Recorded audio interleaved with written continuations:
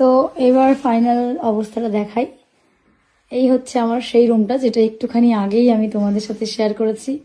আমার না প্রচুর ব্যাগের কালেকশন রয়েছে এই জায়গাটায়। তো এগুলো হচ্ছে আমি যেগুলো ডেলি ইউজ করি এখানে ওখানে যাওয়ার জন্য, এখানটায় রয়েছে সেইগুলো।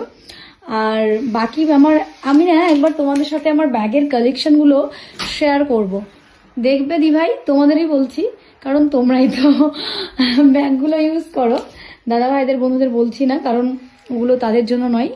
তো এই হচ্ছে আমার সেই রুমটা, যেটা আমি গুছিয়ে পরিষ্কার পরিচ্ছন্ন করলাম। তো এখানে রয়েছে কতগুলো ছবি। এখানে রয়েছে আমার ছবি, এটা একটা দাদা ভাই আমাকে গিফট করেছিল। আর এখানেও আরও একটা ছবি, যেটা রিমি আমায় গিফট করেছিল, যে রিপাই লেখাই রয়েছে। আর এই ছবিটাই দেখো, আমার চুলটা কত বড় ছিল।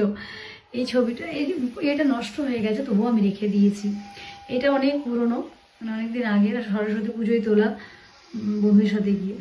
আর এইখানে রয়েছে আমার লাডো আর বৌদি, যেদিন গৃহপ্রবেশ, মানে ওদের গৃহপ্রবেশ হয়, লাডোর প্রথম আমাদের বাড়িতে আসার যে সেটাই তোলা হয়েছিল, রিমি গিফট করেছিল।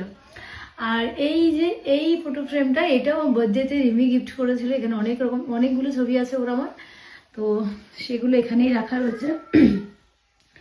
তো এই হচ্ছে সেই রুমটা। আর এখানেও একটু দেখিয়ে দিই, এটা হচ্ছে আমার ভাইয়া, ছোট্টবেলাও কত দেখো গোলুমলু ছিল, একদম গোপাল ঠাকুরের মতো। আর এখানে রয়েছি আমি আর দাদা। এটা গেছিলাম আমরা অযোধ্যা গিয়ে ছবিটা তোলা।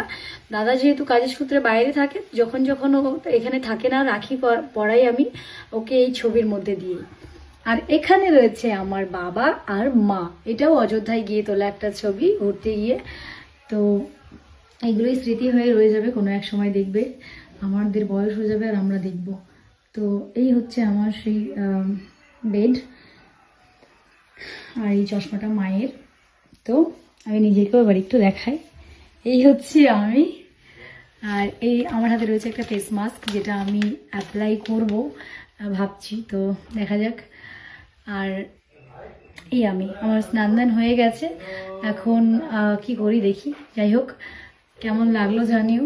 রুমটা এইভাবেই গোছালাম যতটা সম্ভব হলো। Tata guys, tata.